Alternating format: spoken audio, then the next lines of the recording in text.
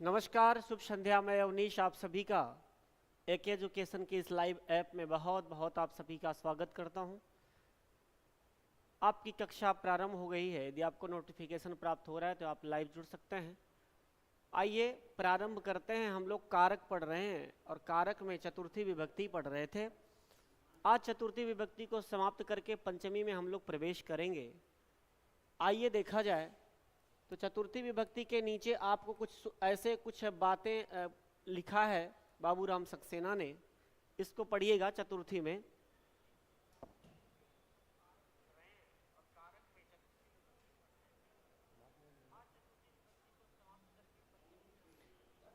चलिए प्रारंभ करते। लिखा है, कल आपको इस पे चर्चा किया था कि उपपद विभक्ते कारक विभक्ति बलियसी। मतलब जो उपपद की विभक्तियां होती हैं उससे कारक की विभक्ति बलवान होती है। मतलब आप ऐसा समझें कि जहां पर दो कार्य होने वाले हों, जैसे एक उपपद का कार्य, जैसे एक उपपद विभक्ति हो,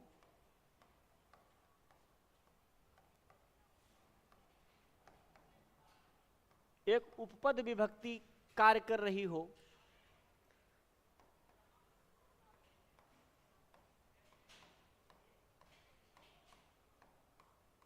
जैसे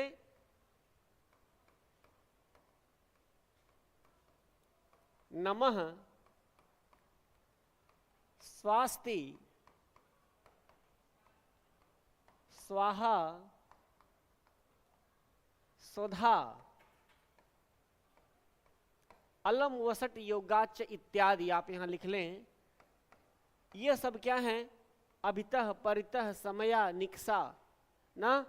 ये सब सारी विभक्तियां क्या उपपद विभक्ति। यहाँ पे आप डायरेक्ट विभक्ति नमः के योग में चतुर्थी लगाते हैं, स्वास्थ्य के योग में चतुर्थी लगाते हैं, स्वाहा के योग में चतुर्थी लगाते हैं, स्वधा के योग में चतुर्थी लगा देते हैं। लगा देते कि नहीं लगा देते? ये उपपद विभक्तियां हैं। और इसी में जब एक और आता है, कौन सी? कारक विभक्ति। जब इसी में एक आती है कारक विभक्ति। कारक विभक्ति का मतलब जब कारक विभक्ति जब काम करती है, कारक विभक्ति जैसे जहां पर जो, जैसे मान लीजिए द्वितीया है कर्म कारक, तृतीया करण कारक, चतुर्थी संप्रदान कारक। तो जो विभक्ति जो सूत्र करता है वो वहां पर अगर जहां पर दोनों क्रियाएं एक साथ समाहित हो जाएं वहां पर यह कारक विभक्ति बलवान होती है। कारक विभक्ति क्या होती है? आप लिख सकते हैं बलवान। तो बलवान का मतलब ये कारक विभक्ति कार्य करेगी। यही बात कहा है कि उपपद विभक्ते से कारक विभक्तियां बलवान होती। इन्होंने लिखा अर्थात पद के संबंध से होने वाली विभक्तियों से, क्रिया के संबंध से होने वाली विभक्तियों, पद से और उपपद से मान उपपद से, और क्रिया के संबंध से होने वाली विभक्ति मतलब कारक विभक्ति बलवती होती, माने बलवान होती। इस नियम से नमस्करोति इत्यादि क्रियापदों के योग में चतुर्थी न होकर के द्वितीया विभक्ति होती है। जैसे आप कहते हैं कि गुरुम गुरुम नमस्करोति। जैसे यदि आपने कहा कि गुरुम नमस्करोति, मतलब गुरु को नमस्कार है। या देवम नमस्करोति, देवम नमस्करोति, या फिर परमेश्वरम नमस्करोति। ठीक है। तो आप देख रहे होंगे कि गुरुम में गुरुम द्वितीया का एक वचन लगा है। गुरुम में कौन सी विभक्ति? द्वितीया। देवम में, जैसे देवम में राम का रूप राम है रामम, वैसे देव है देवम में द्वितीया लगी है। उसी प्रकार से परमेश्वरम में द्वितीया लगती है। मतलब यहां नमः लिखा है, नमस्करोति माने नमस्कार करते हैं, नमः लिखा है, लेकिन इसमें कभी कभी जो है गुरु को नमस्कार है। अब किसको नमस्कार है? मान लीजिए बालकः गुरुम नमस्करोति, ऐसा वाक्य बन गया कि बालक गुरु को नमस्कार करता है। तो बालक का कर्म क्या है? किसको नमस्कार करता है? गुरु को, देव को, परमेश्वर को। तो ये कर्म हो जाएगा। उसका कर्म क्या है? कर्तृप्सितमम कर्म से कर्ता को जो सबसे अभिष्ट होगा उसी की कर्म संज्ञा होती, तो यहाँ पर गुरुम देवम परमेश्वरम में कर्म हो गया है, इसलिए यहाँ बन जाएगी। लेकिन कभी कभी आप देखते हैं कि जैसे गणेशाय नमः, आप जैसे देखते होंगे कि गणेशाय नमः, अब यहाँ नमः, यही नमः यहाँ भी है, नमस्करोति, नमस्करोति पुरस्करोति, आप देखे हैं नमः धन करोति का फिर विसर्ग को ये सकार आदेश हो जाता है विकल्प से, तो नमः करोति और नमस्करोति दोनों संधि बनता है, नमस्पुर कृत्यो अर्थे सूत्र है। अब इससे गणेशाय नमः में आप देख रहे हैं कि गणेशाय में चतुर्थी लगी है, क्यों? क्योंकि नमः के नाते डायरेक्ट लगी है, ठीक है। यही बात कहा, जब यहां पर कारक विभक्ति की बात आएगी, यहां कर्तृप्सितमम कर्म की बात आई थी, तो यहां पर चतुर्थी ना होकर के द्वितीय हो गई थी, तो कभी कभी ऐसा हो जाता है। आगे लिखा है कि गणेशाय नमस्कुरु ना इत्यादि प्रयोग क्रियार्थों पद से च कर्मण स्थानी ना, इस नियम के भीतर आ जाते हैं जो आपने इसके पहले पढ़ा। परंतु नमस्कार अर्थ वाली प्राणिपत अर्थात प्रणम इत्यादि धातुओं के साथ नमस्कार का कार्य द्वितीय और चतुर्थी में दोनों प्रयोग होता है। जैसे धातारम प्राणिपत्य, ये कुमार संभव में दूसरे श्लोक में आया तो धातारम में द्वितीय लगी। तस्मय प्राणिपत्य, तस्मय में आपका जो है सह तम तेन तस्मय, तस्मय में आपकी चतुर्थी लगी है। तस्मय प्राणिपत्य ये भी कुमार संभव में है। ताम भक्ति प्रवणेन चेतसा प्रण नाम कादंबरी में आ गई है बात, ताम शब्द लगा है यहाँ द्वितीय। प्रणम में त्रिलोचनाय, यहाँ त्रिलोचन में चतुर्थी लगी है ना, ऐसा आपको प्रणम में प्र उपसर्ग पूर्वक नम धातु से लप प्रत्यय लगा है। प्रणम में त्रिलोचनाय, त्रिलोचन माने भगवान शंकर को प्रणाम करता है, यहाँ पर चतुर्थी। मतलब ये कहा गया कि नमस्कार अर्थ वाली और प्राणपति प्रणम इत्यादि धातुओं के साथ नमस्कार कार्य का द्वितीय चतुर्थी में प्रयोग किया जाता है। इन धातुओं से बने हुए प्रणाम इत्यादि शब्दों के योग में चतुर्थी का ही प्रयोग होता है। जैसे अस्मयी प्रणाम, प्रणम अक्रवम, ये कादंबरी में किया गया, तो यहाँ पर अश्मयी में चतुर्थी विभक्ति लगा। यहाँ अब ये वाला पॉइंट देखिए, लिखा है अलम से पर्याप्त अर्थ के वाचक प्रभु, समर्थ, सक्त इत्यादि पदों का भी ग्रहण होता है। इसलिए इनके लिए आगे कहते हैं, इनके लिए प्रत्यावृत्त पुनरिव सह में जानकी प्रयोग, उत्तर रामचरितम के प्रत्येक पहले अंक में यह बात आई है। पापात जुगुस्ते, पाप से घृणा करता है। धर्मात प्रमादति, धर्म से प्रमाद करता है। ये सब अभी आपको जुगुस्सा विराम प्रमादार्था नामम संख्यानम में मिलेगा। कश्चित कांता विरह गुणगा स्वाधिकारात प्रमत्तः। अच्छा ये आपकी जो बातें जो हैं, अच्छा एक मिनट यहाँ पर देखिए, अच्छा इसके बाद वाला लग गया है।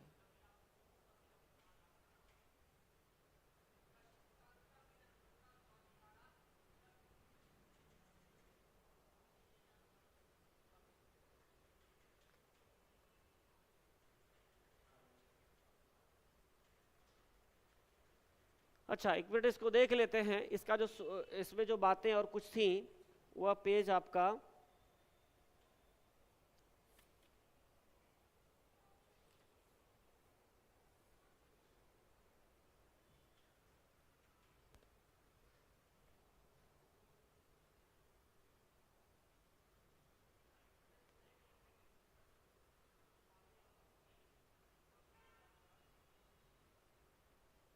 वित्यर्था नाम भय हेतु जुगुत्सा विराम प्रमादा नाम संख्या पंचमी, ये चीजें आपको पढ़नी थी, ये छूट गया। इसके बाद का बाबूराम सक्सेना के पृष्ठ संख्या 206 पे देखेंगे तो उसके बाद की बात है, यहां देखना था आपको, इसको देख लें।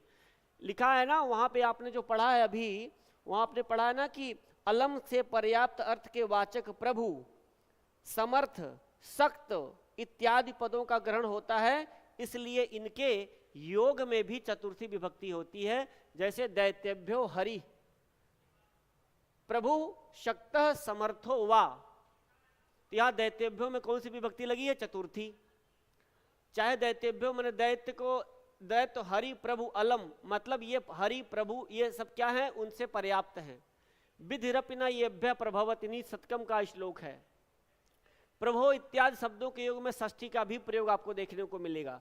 देखो प्रभो शब्द के इत्यादि में शब्दों के योग में षष्ठी विभक्ति का प्रयोग सीधे सीधे लिख देते हैं। लाइन, ये लाइन आप नोट कर लीजिएगा कहाँ पे कौन सी विभक्ति लगती, डायरेक्ट लगा देते हैं। जैसे प्रभुर्भुषु भुवन त्रयस्य माघ, यह माघ ने लिखा है प्रथम श्लोक में। आगे कहा कि बस इसको पढ़ लीजिए, नोट कर लीजिएगा। कथन अर्थ वाली कथ, ख्या, संस और चक्ष धातुओं के अकथित कारक तथा नियम पूर्वक प्रेरणार्थक विद के प्रकृत दशा के कर्ता का कर्म रूप में प्रयोग होकर संप्रदान रूप में प्रयोग होता है। जैसे आर्य कथयत ते भूतार्थम शाकुंतलम के पहले अंक में है। देवी तुमसे सत्य कहता हूं। आर्य कथयति, तो यहां पर कौन सी धातु, कथ धातु का प्रयोग किया गया। और ख्या, संस और चक्ष इन धातुओं के अकथित कारक, जो अकथित माने जो नहीं कहा गया, ऐसे कारक और नियम पूर्वक प्रेरणार्थक में कथयामी क्या बनाया गया, प्रेरणार्थक बनाया गया, मतलब ऋयंतावस्था। इसका विद धातु के प्रकृत दशा का जो कर्ता है वो कर्म रूप में प्रयोग होकर के संप्रदान में हो जाता है। यस्मई ब्रह्म पारायणम जगऊ, यहां चतुर्थी हो गई, जिसे वेद पढ़ाया। एह इमाम वनस्पति सेवाम काश्यपाय निवेदयामे, आओ वृक्षों की यह सेवा कर्ण ऋषि को निवेदित कर दें। अभिज्ञान शाकुंतलम के चतुर्थ अंक में यह वो शिष्य कह रहा है कि आओ इमाम, मतलब आओ चलो हम इस इमाम मान इस वृक्षों के जो उन्होंने सेवा करी, जो शकुंतला के जाने में जो ये सब महावर इत्यादि को प्रदान किया है, इसकी सेवा को काश्यपाय निवेदयाव, काश्यप का को निवेदित करें, मैंने बता दें, तो काश्यपाय में चतुर्थी लगी है। आगे लिखा कि भेजना अर्थ वाली धातुओं के प्रयोग में जिस व्यक्ति के पास कोई भेजा जाता है वह चतुर्थी में, तथा जिस स्थान पर भेजा जाता है वह द्वितीया में प्रयोग किया जाता है ना। देखिए भोजेन दूतो राघवे विसृष्ट, महाराज भोज ने रघु के पास दूत भेजा, यहां रघवे शब्द लिखा है। रघवे में चतुर्थी विभक्ति लगी है ना। तो भेजना अर्थ वाली धातुओं के प्रयोग में जिस व्यक्ति के पास कोई भेजा जाता है वह चतुर्थी में, और जिस स्थान पर भेजा जाता है वह द्वितीया में रखा जाता है। भोजेन दूतो, यहां भोजन में द्वितीया, रघवे में चतुर्थी लग गई, रघु के पास भेजा। माधव पद्यावतीम प्रेरणता, यहाँ द्वितीया पद्यावती में लग गई है। तो इस तरह से आपको कुछ उदाहरण साहित्य से उन्होंने दिया है, वहां आपको देखना था। अब इसके बाद आपको ये सूत्र पढ़ना था,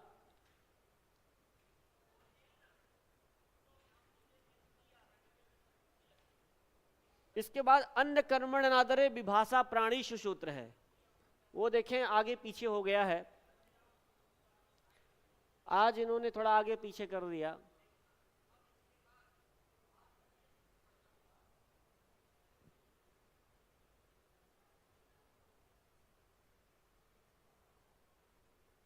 ये पढ़ना था, ये पृष्ठ संख्या 206 पे ही है। लिखा है कि मन कर्मण नादरे विभाषा अप्राणीषु। ये कहा कि जब अनादर दिखाया जाता है तो मन मतलब समझना, और यह दिवादिगणी धातु है। मन कैसी धातु है, दिवादिगणी धातु है। इस धातु के कर्म में यदि वह प्राणी न हो तो विकल्प से चतुर्थी होती है। जब अनादर दिखाया जाता है, मन कर्मण्ड अनादरे ना, मन मतलब मन धातु में, और कर्मण्ड मतलब कर्म में, अनादरे माने अनादर होने पर, विभाषा माने विकल्प से, लेकिन कब, जब बोले अप्राणीषु, जब वह प्राणी न हो। अभी उदाहरण देखिए, जैसे लिखा कि न त्वम तृण तृणावा मन्ने, उदाहरण क्या है इसका कि न त्वम तृणम तृणाय वा मन्ने, मैं तुम्हें तिनके के बराबर भी नहीं समझता, मैं तुम्हें तिनके के बराबर भी नहीं समझता।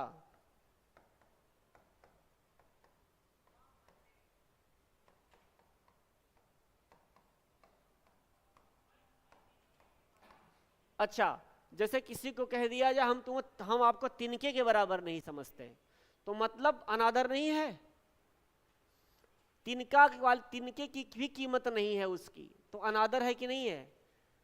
कह रहा है कि जब अनादर दिखाया जाता है, तो यहां अनादर दिखाया जा रहा है कि मैं तुम्हें तिनके के बराबर नहीं समझता।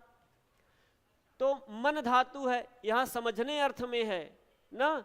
न त्वाम तृणम तृणाय वा मन्ने, मन्ने में कौन सी धातु है, ये मन्ने मने नहीं मानता अर्थात नहीं समझता, तो यहां पर ये हो गई। और इसके कर्म में यदि प्राणी न हो तो विकल्प से चतुर्थी लगती है, इस बात का ध्यान रखना। तो अगर विकल्प से चतुर्थी लगती है तो एक और विभक्ति लगेगी, इसलिए यहां तृणाय में चतुर्थी लगी है और तृणम में द्वितीया लगी है। ये कार्य विकल्प से होता है। आप लिख लीजिए अपने नोट्स में कि मन्य कर्मणादरे विपासा प्राणेशु, यह कर्म में विकल्प से चतुर्थी लगाता है जब कोई प्राणी न हो तो। अब अगर इसमें एक और वाक्य है कि न त्वाम तृणम तृणाय वा मन्ने, मैं तुम्हें तिनके के बराबर नहीं समझता, यहां अनादर न दिखा करके समता या तुलना मात्र प्रकट की जाती है। जहां अनादर न दिखा करके समता दिखी जाए वहां क्या होती है, वहां केवल द्वितीया होगी, त्वाम तृणम मन्ने। दूसरा उदाहरण है, त्वाम तृणम मन्ने, मतलब मैं तुम्हें तिनके के समान, का मतलब पक्ष में करना या प्रसन्न करना, और आगे क्या कहा, इक्ष। इसमें इसने जोड़ा क्या, इक्ष। इक्ष का मतलब देखना।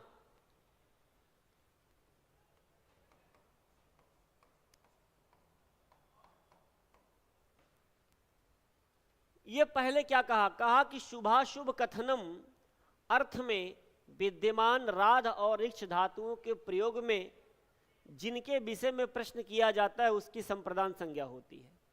राधिक्षोर यस्य विप्रश्नः, विप्रश्नः मतलब जिसके विषय में प्रश्न किया जाता है।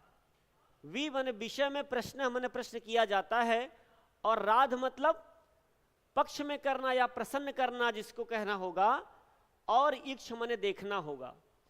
अब इसमें समझने का प्रयास करें।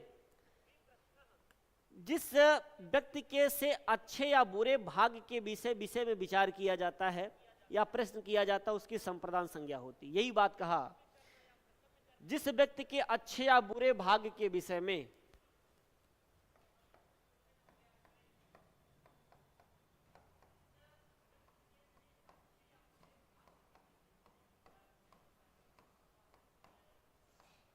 जिस व्यक्ति के अच्छे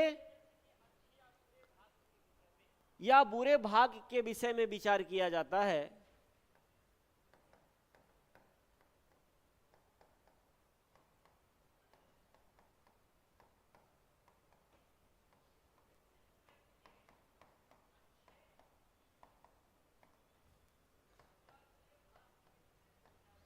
विचार किया जाता है, सीधे सीधे ये यहां अगर ये भाषा न समझ में आए तो ये समझ लिख लीजिए, किया जाता है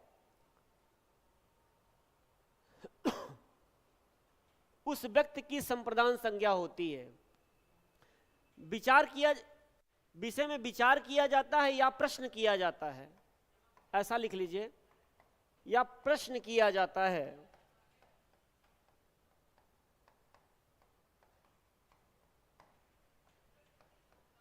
उस व्यक्ति की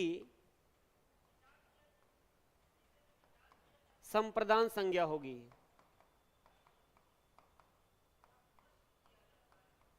यही ये बात कहा, राधिक्षौर्यश भी प्रश्न।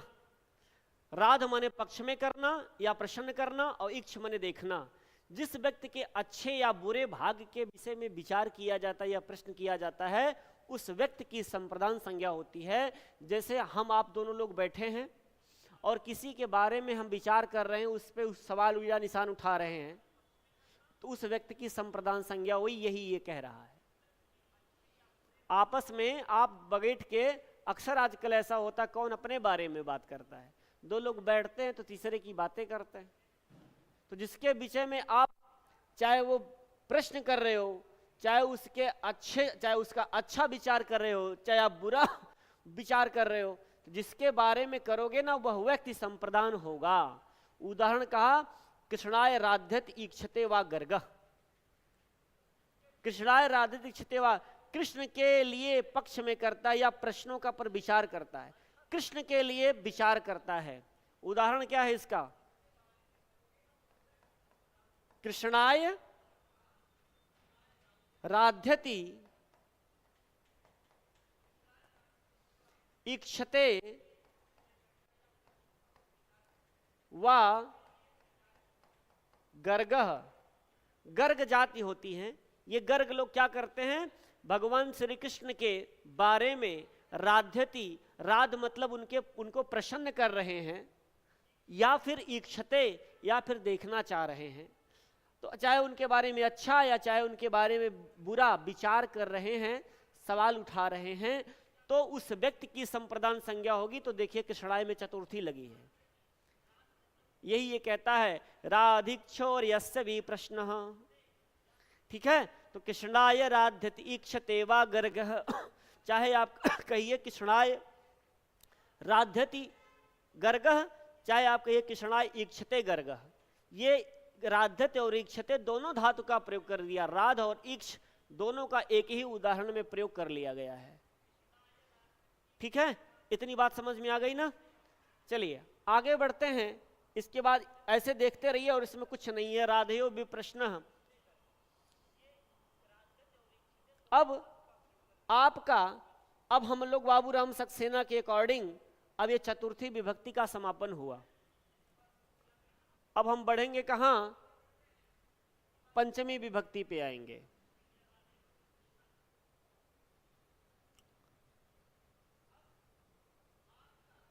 यहां पढ़ेंगे। पंचमी विभक्ति का प्रारंभ हो चुका, चतुर्थी समाप्त हो गई है। चतुर्थी में जितने सारे आपने सूत्र पढ़े उसको एक बार मैं वाचन कर देता हूं, जल्दी से आप फटाफट देख लीजिए। जैसे आपने पढ़ा कर्मणा एवं प्रयत सह संप्रदानम, क्रिया एवं प्रयत सोपि संप्रदानम, चतुर्थी संप्रदाने रुच्यर्थानां प्रियमाणः, धारे उत्तमर्णः, क्रुद्ध दुहे असूर्यार्थानां यं प्रतिकोपः। इसके बाद क्रुद्रोह उपसृष्टयो कर्मः, प्रत्यग्भ्याम श्रुवः पूर्वस्य कर्ता, परिकरणे संप्रदानस्य तरस्यां तुमर्थाच भाववचनात् स्पृहेरीप्सितः, तादर्थे चतुर्थी वाच्या, क्लिप संपद्यमाने च उत्पातेन ज्ञापिते च हित योगे च क्रियार्थो पदस्य च कर्मणस्थानिनः नमस्वस्य स्वाहा सदा अलंग वसट योगाच न। इसके बाद आपने उपपद विभक्ति इत्यादि के बारे में देखा। फिर आज पढ़ा आपने मन कर्मण अनादरे विभाषा अप्राणीषु, जहां पर अनादर दिखाया जाता है मन धातु का प्रयोग हो, उसमें प्राणी विद्यमान न हो, तो वहां पर विकल्प से चतुर्थी लगती है। और आपने पढ़ा राधिक्ष यश भी प्रश्न, राध और इक्ष धातुओं का प्रयोग जिसके बारे में प्रश्न किया जाए, विचार किया जाए, उस व्यक्ति की संप्रदान संज्ञा होती है। इतना आपने पढ़ा था। अब आज आप पढ़ेंगे कारक विभक्ति का पंचमी विभक्ति आप पढ़ने चल रहे हैं। तो जैसे आपने कर्म पढ़ा, जैसे आपने कर्ण पढ़ा, जैसे आपने संप्रदान पढ़ा, अब आप पंचमी विभक्ति पढ़ोगे। सबसे पहले पंचमी, तो पंचमी को अपादान कहते हैं। पंचमी को कौन सा कारक कहते हैं? अपादान। अपादान कहते हैं ना। पंचमी में क्या होता? अपादान, अप आंग।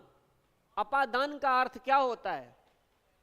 यदि आपसे अपादान पूछे तो अपादान के बारे में आप क्या बताएंगे? अप आ दा, है ना। ऐसा अगर आप तोड़ते हैं तो अप है, आ है और दा, अपादान। इसका अर्थ क्या होगा अपादान का?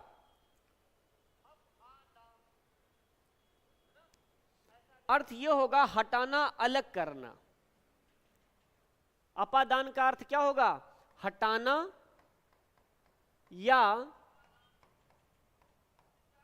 अलग करना। हटाना या अलग करना ये अपादान होता। अब आप जानते हैं कि अपादान में पंचमी, लेकिन अब आपको ये जानना पड़ेगा कि किसको अपादान कहोगे। तब कहा कि ध्रुवम अपाये अपादानम, ध्रुवम अपाये अपादानम, ध्रुवम अपाये अपादानम। ध्रुव, इसमें देखिए, इसमें लिखा है ध्रुवम, ध्रुवम, और लिखा है अपाय।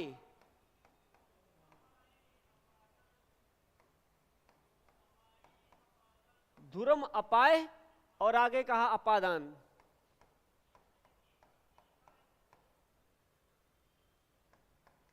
ऐसे समझिए, ध्रुवम अपाय अपादानम। ध्रुव का मतलब क्या होता है? अपाय का मतलब विश्लेष, अलग होना को कहते हैं। उसमें जो ध्रुव या अवधिभूत अर्थात जहां से विश्लेष होता है वह अपादान कहलाता है। इन्होंने इतनी बात लिख दिया। ध्रुव का मतलब आप ऐसा समझ लीजिए, अवधिभूत,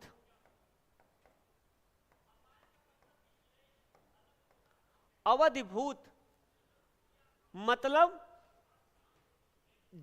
जहां से अलगाव होगा, यहां कोष्टक में लिख लीजिए, जहां से अलगाव हो, ये अवधिभूत है। भूत मतलब भूतकाल में, अवधि मतलब जिस अवधि में, समय में जो चीज पहले जहां थी उसको अवधिभूत कहते हैं। जैसे इसको समझने का, जिस दिन इसको समझ लेंगे ना आप, व्याख्यान बहुत अच्छा कर ले जाएंगे।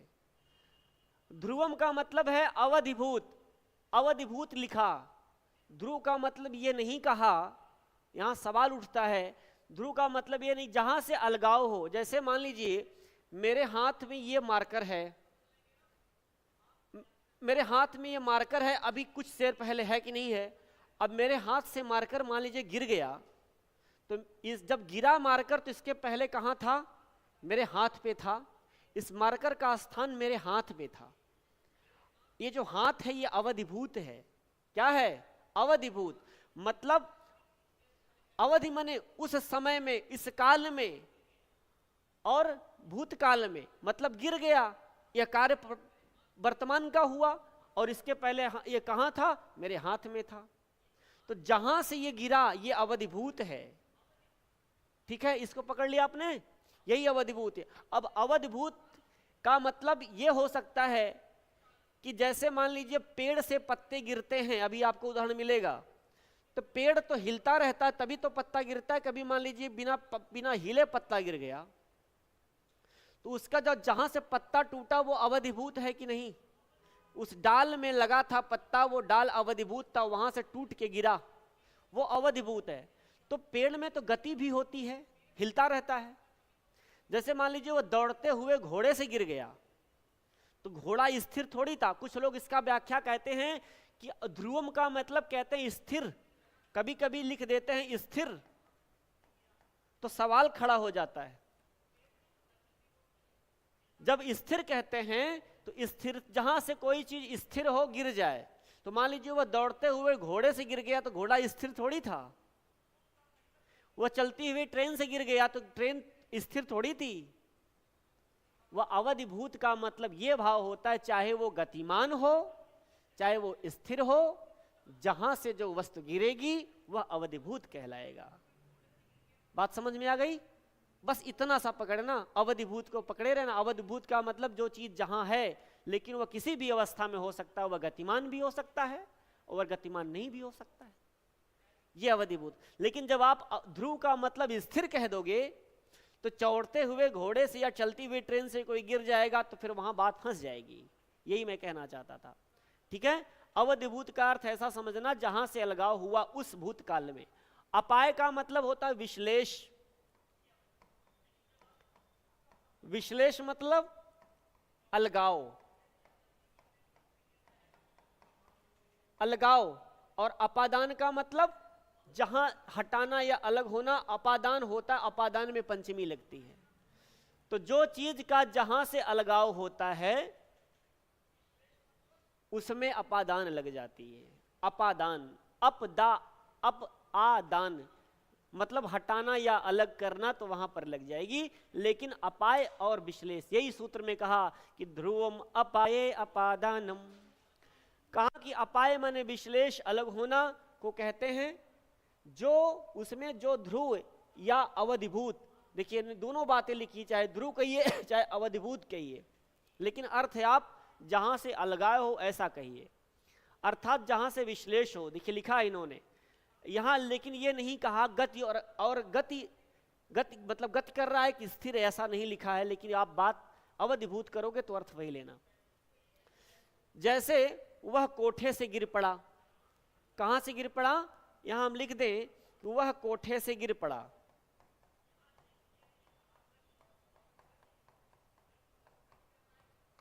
कोठे से गिर पड़ा तो वह कहां से गिरा, कोठे पे। तो ये कोठा क्या है, ये अवधिभूत है, ये ध्रुव है। क्या है ये ध्रुव है, जहां से जो चीज गिरेगी वही ध्रुव होगा। तो लिखा है इसमें वह कोठे से गिर पड़ा। इसी प्रकार पेड़ से पत्ते गिरते हैं, में पेड़ और राम गांव से चला आया में गांव अपादान है। वह पेड़ से वह कोठे से गिर पड़ा। दूसरा उदाहरण कहा कि राम गांव से चला आया।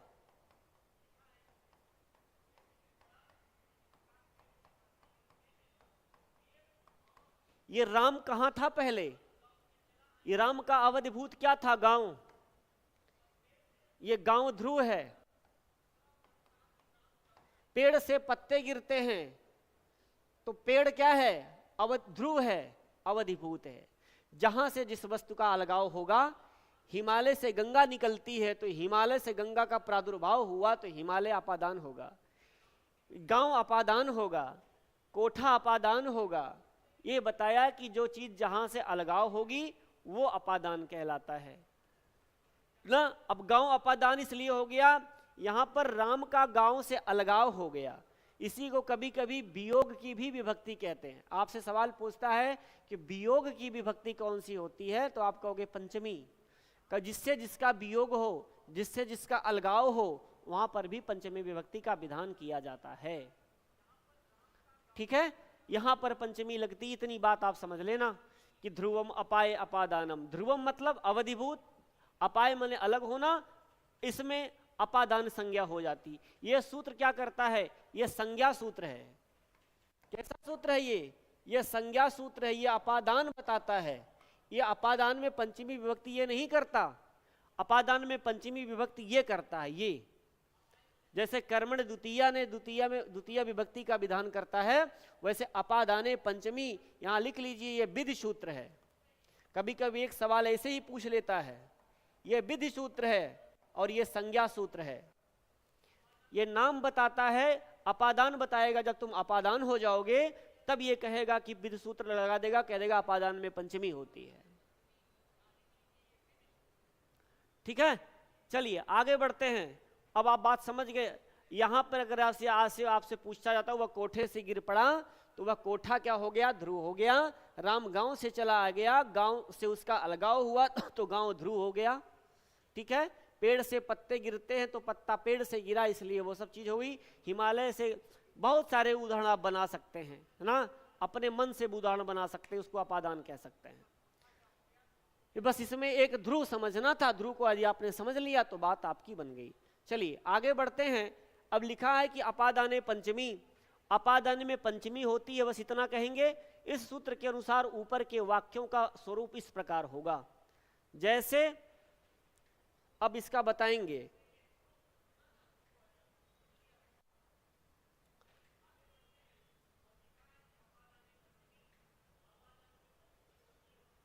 जैसे इन्होंने कहा कि सह प्रसादात अपतत, सह प्रसादात अपतत, अर्थ क्या होगा, वह महल से गिर पड़ा। प्रसाद माने क्या होता है, महल। जब मेघदूतम पढ़े होंगे तो प्रसाद बहुत बार आया होगा।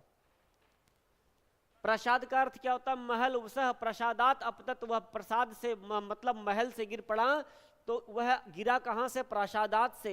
ये क्या है, ध्रुव है। ये अवधिभूत है, और जहां से कोई चीज का अलगाव होगा ये अपादान है। क्या अपादान है? प्रसादात, और अप्रसादात में रामात, बालकात, वृक्षात, देवात की तरह प्रसादात में पंचमी विभक्ति का एक वचन लगा है। ठीक है, वह यहां से गिर गया। दूसरा उदाहरण कहा वृक्षात पर्णानि पतंती, वृक्ष से पत्ते गिरते हैं। वृक्षात पर्णानि पतंती, वृक्ष से पत्ते गिरते हैं। तो ये पत्ते कहां से गिर रहे हैं?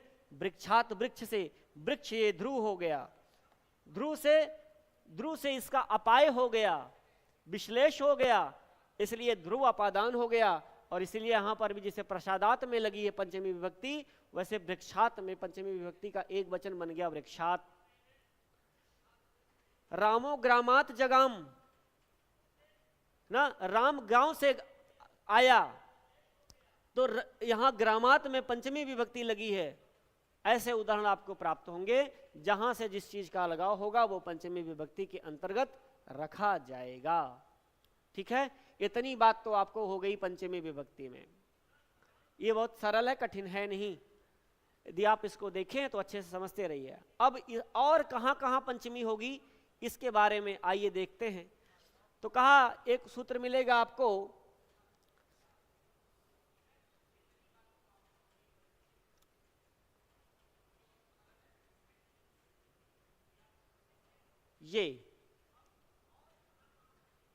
ये मिलेगा कि जुगुप्सा विराम प्रमादर्था नाम उपसंख्यानम, ये वार्तिक है।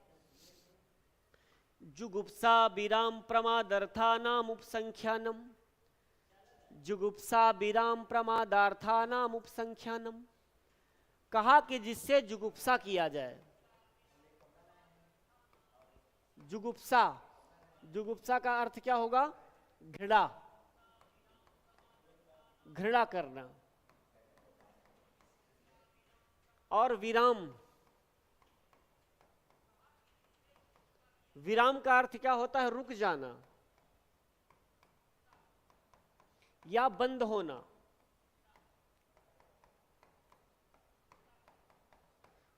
प्रमाद, प्रमाद का अर्थ क्या होता है? प्रमाद का अर्थ होता है कि जैसे भूल करना, असावधानी।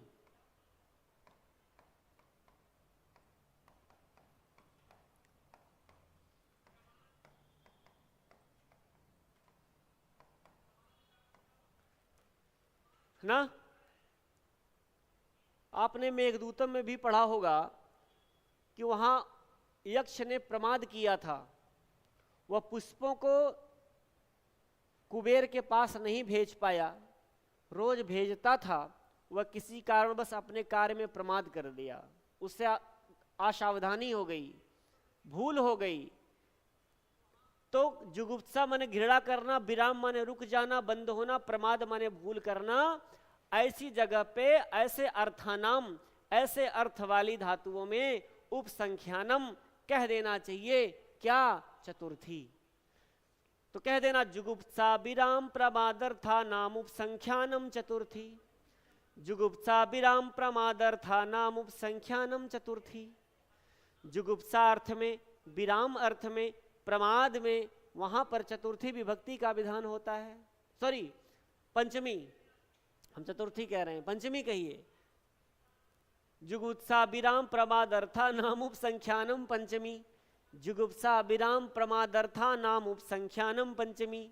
चतुर्थी पढ़ा रहे थे ना, तो याद आया कि ये पंचमी चतुर्थी निकल गया। ठीक है, तो यहां पर पंचमी जुगुप्सा में, विराम में, प्रमाद में। अब देखिए क्या कहा इन्होंने बाबूराम ने।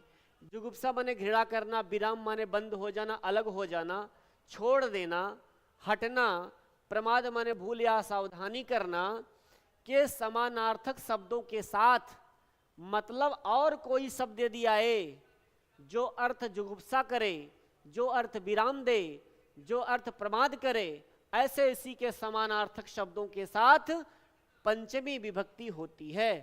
अर्थात जिस वस्तु से घृणा करे, जिससे हटे या जिससे दूर कर दे, जिस काम में भूल करे, इन सब में पंचमी विभक्ति का प्रयोग होता है।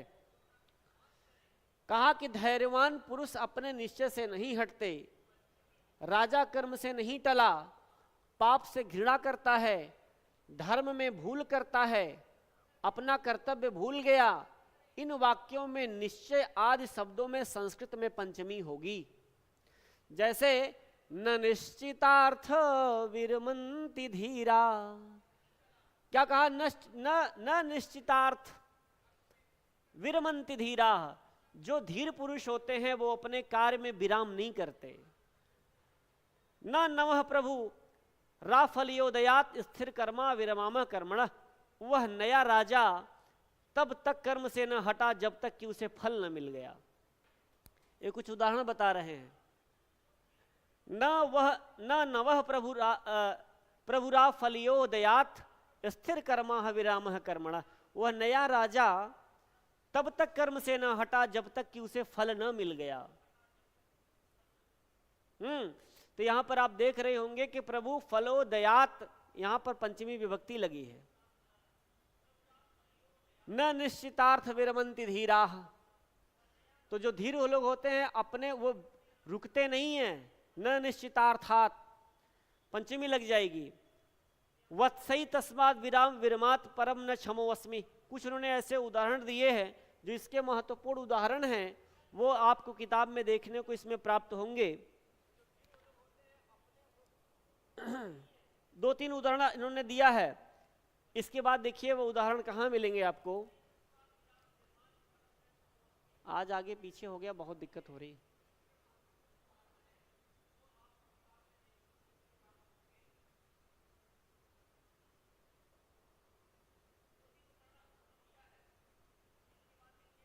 ये वाला उदाहरण, ये जो मैं पहले पढ़ा रहा था उसमें, ये उसी का उदाहरण है कि उत्तर रामचरितम के अंक में कहा कि प्रत्यावृत्त पुनरिव सह जानकी विप्रयोग, प्रत्यावृत्त पुनरिव सह में जानकी विप्रयोग। और एक शब्द इसका उदाहरण मिलता है पापात जुगुप्सते, पाप से घृणा करता है। पापात जुगुप्सते, पाप से घृणा करता है।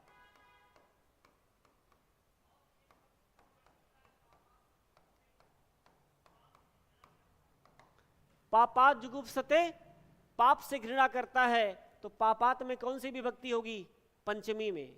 जुगुप्सा विराम प्रमादार्था नाम उपसंख्यान में जो वार्तिक है, जुगुप्सा माने घृणा करना। किससे घृणा कर रहा है? वो पाप से। पापात में पंचमी लगी है। किस वार्तिक का ये उदाहरण है? जुगुप्सा विराम प्रमादार्था नाम उपसंख्यानम में। धर्मात् प्रमादत्ति, धर्मात् प्रमादति, वो धर्म में प्रमाद करता है, धर्म से असावधानी करता है, धर्म में भूल करता है, तो प्रमाद का प्रयोग हुआ। जुगुप्सा विराम प्रमाद, तो प्रमाद आया, इसलिए धर्मात् में पंचमी विभक्ति लगी है ना। कश्चित कांता विरह उर्णा स्वाधिकारात् प्रमत्त, बहुत इंपॉर्टेंट है ये। आपसे सवाल पूछेगा कि कश्चित कांता, कश्चित माने कोई, कांता विरह गुरुणा, अपनी पत्नी से विरह में, और गुरुणा माने कठोर विरह में, स्वाधिकारात् प्रमत्त, अपने अधिकार में प्रमत्त हो जाने के बाद। स्वाधिकारात् प्रमत्त, अपने अधिकार में असावधानी कर दिया। कौन? अपने कार्य से भूल करने वाला यक्ष। उसको कुबेर ने श्राप दे दिया। क्यों श्राप दिया था? कि वह अपने कार्य में स्वाधिकारात् प्रमत्त, वह मदमस्त हो गया था ना, प्रमत्त हो गया था, तो इसलिए प्रमाद कर गया था। प्रमत्त शब्द है प्रमाद के लिए, तो इसलिए स्वाधिकारात् में कौन सी विभक्ति लगी है? कश्चित कांता विरह गुरुणा में आप देख रहे होंगे स्वाधिकारात् में सवाल पूछता है, पूछेगा कि कश्चित कांता विरह गुरुणा स्वाधिकारात् प्रमत्त में स्वाधिकारात् में विभक्ति किस सूत्र से हुई है? तब आपको उत्तर देंगे कि जुगुप्सा विराम प्रमादार्था नामुप संख्यानम से यहां पर पंचमी विभक्ति लगी है।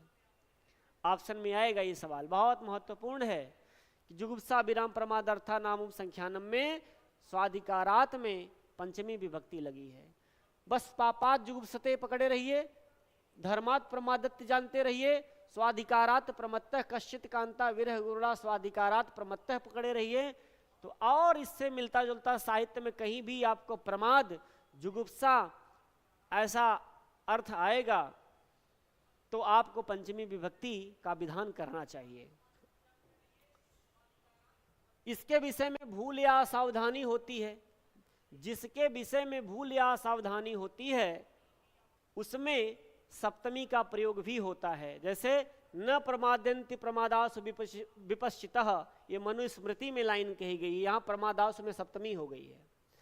यह अलग मैटर है ना, जिसके विषय में भूल या सावधानी होती है उसमें सप्तमी का प्रयोग भी होता है। ऐसा ये कब डिपेंड करेगा? अब आप कहोगे सर चतुर्थी लगाएंगे कि सप्तमी, तो वो ऑप्शन के ऊपर डिपेंड करेगा। अगर आपसे देता है, ऐसा पूछता है कि जिसके विषय में भूल या सावधानी होती है वहां पे कौन सी विभक्ति का विधान होता है, तो अगर ऑप्शन में चतुर्थी सप्तमी दिया है और दे दिया उपर्युक्त तो दोनों, तो ध्यान रखना, तब बात फंस जाएगी। तब यहां पर आपको सप्तमी भी दिखाई पड़ेगी। ये ऐसा देता है। रेयर केस में आपसे कोई बढ़िया एक्सपर्ट पेपर बनाने वाला यदि आपसे सवाल पूछता है, लिखा है सीधे कि जिसके विषय में भूल या सावधानी होती है, जिसके विषय में, उसमें सप्तमी का प्रयोग आगे लिखा है भी होता है। न प्रमादयन्ति प्रमदासु विपश्चितः, इसलिए प्रमादासु में सप्तमी लगी है। बाकी जुगुत्सा विराम प्रमादार्था नाम उपसंख्यानम इस वार्तिक से पंचमी लगता है, कहीं आपको सप्तमी का भी दिखाएगा। ये ऑप्शन ध्यान रखना, बहुत इंपॉर्टेंट है। चलिए आगे बढ़ते हैं, कहां और पंचमी होती इसको देखें।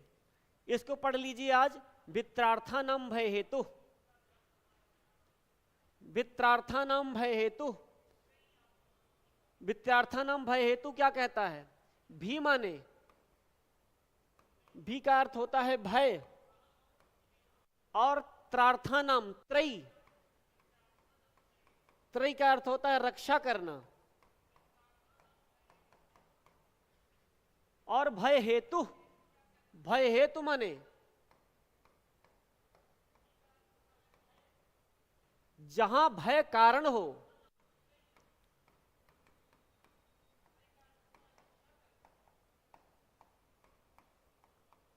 जहां भय कारण हो वहां पंचमी विभक्ति होती है।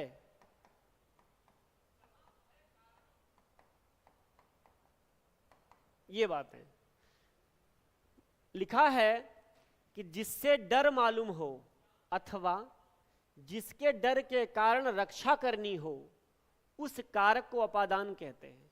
और जब अपादान होगा तो अपादाने पंचमी से पंचमी विभक्ति का विधान किया जाएगा। जैसे कहा कि चौरात विभेति, उदाहरण दिया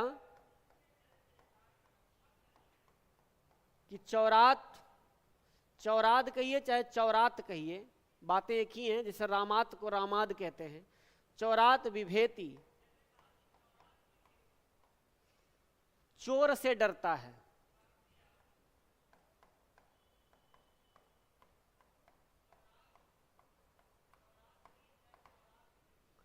चौरात विभेति, चोर से डरता है, चोर से डरता है। अब यहां पर ये जो विभेति में कौन सी धातु है? विभेति में, विभेति में भी धातु है। भी का अर्थ क्या होता है? भय। विभेद किससे डर रहा है? इसके डरने का कारण क्या है? विभेति मतलब भी धातु का प्रयोग। इसके डरने का कारण तो है भाई, भय हेतु। भय का कारण क्या है? चोर। चोर भय का कारण है।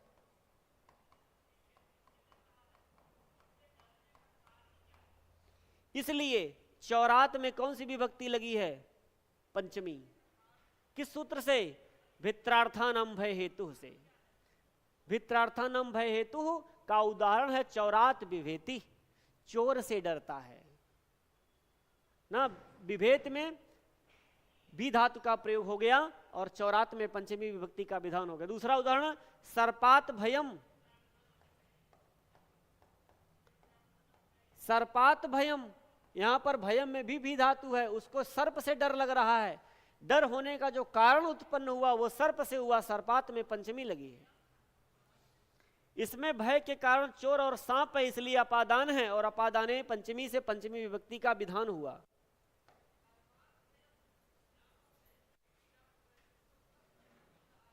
ठीक है, और देख लीजिए, इसमें लिखा है कि रक्ष माम नरक पातात, रक्ष माम नरक पातात, नरक में गिरने से मुझे बचाओ। कहां गिरने से बचाओ? नरक में। तो नरक में गिरने से बचाओ मुझे। नरक पातात ये शब्द एक ही है, नरक पातात में पंचमी लगी है, मतलब मैं नरक में न गिर जाऊं। इसका हेतु कारण क्या हो गया? नरक पातात हो गया, इसलिए यहां पंचमी में जो है भीमात दुशासनम आतुम, भीम से दुशासन को बचाने के लिए, भीम से दुशासन को अगर नहीं बचाओगे तो भीम उनकी टांग फाड़ करके खून पीने का प्रतिज्ञा कर रखा था, इसलिए भीमात में। तो दुशासन के डर का कारण क्या है? भीम है, इसलिए भीमात में पंचमी विभक्ति लगी है। यहां भी नरक पातात और भीम के भय का कारण, इसलिए अपादान हो गया। ठीक है, अब इसके आगे का जो सूत्र होगा वो हम लोग कल पढ़ेंगे, बाकी इसको आप वाचन करते रहिएगा। पंचमी विभक्ति का सूत्र कल पढ़ते हैं आगे। ठीक है मित्रों, बहुत बहुत धन्यवाद।